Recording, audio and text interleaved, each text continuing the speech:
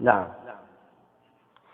الشيخ الوحيد الخراساني الله يحفظه جميع الأعلام ينقل قضية، يقول لما صار الحرب على إيران في بعض السنين من روسيا، الوحيد يقول ينقل قضية يثق بها هو، يعني مطمئن بها، عن طبيب. يقول دخل عليه طبيب إيراني، يقول دخل عليه جندي قال بأنه دخلت في جسمه شظية، فيطلب مني أن أجري له عملية لإخراج الشظية من جسمه. قلت له ماكو مانع، كجندي من جند الإسلام، زين. قلت له تفضل إلى غرفة العمليات. دخل فقلت له نحن معاشر الأطباء لابد بعد إذا كان عملية جراحية لابد بنج كامل.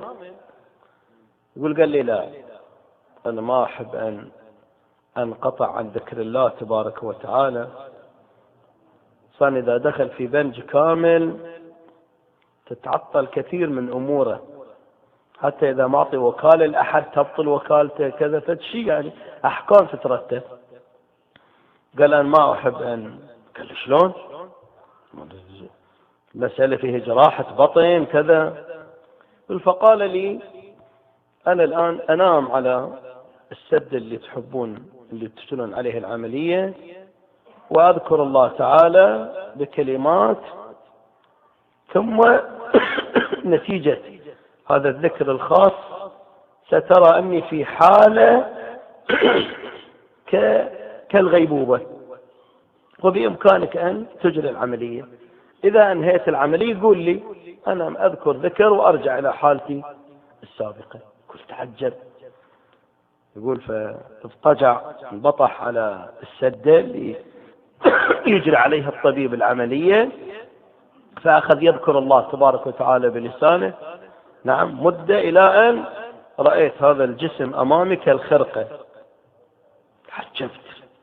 أخذت السكين، جرحت كذا، شو ما لا قال ولا كذا أبدا، كأنه مخدر. يقول أنا فقلت في نفسي هذا صاحبي، لعل هذا الجندي ممن يلتقي بالإمام الحجة عليه السلام. قلت إن شاء الله بعد ما أنهي إجراء العملية، نعم، أذكر له بعض حوائجي بعض كذا لينقلها للإمام سلام الله عليه. يقول فعلا أجريت العملية، شقينا البطن واستخرجنا الشظية وخيطنا الموضع. بعد ما انهيت العملية أعطيته إشارة أن العملية انتهت. يقول هم رأيت الشفتين تتحرك بذكر معين ما عرفه، فعاد الرجل كما كان أولا بدون بنج.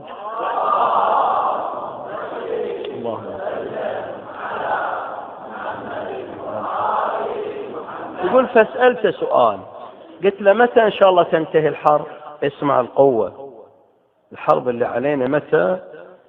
يقول تأمل ثم قال فلتنتهي هذه الحرب.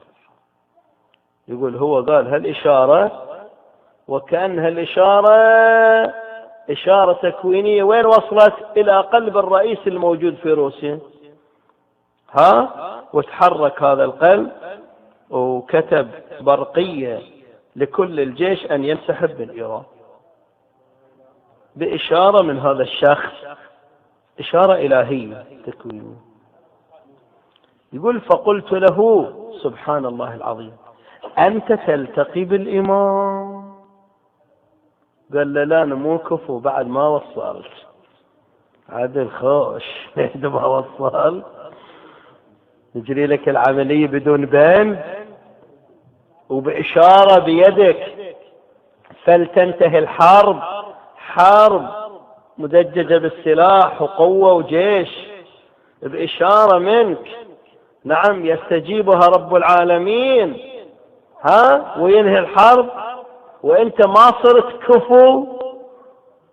قال أجل من الكفو؟ قال له والله أنا ألتقي بمن يلتقي بالإمام. اكو أشخاص أنا ألتقي بهم، هالأشخاص اللي أنا ألتقي بهم هم يلتقون بالإمام سلام الله عليه، وهم يشرحون لي تكليفي ووظيفتي. عجيب عجيب. أجل أصحاب الإمام بماذا يتصفون؟ يتصفون بالعلم والقوة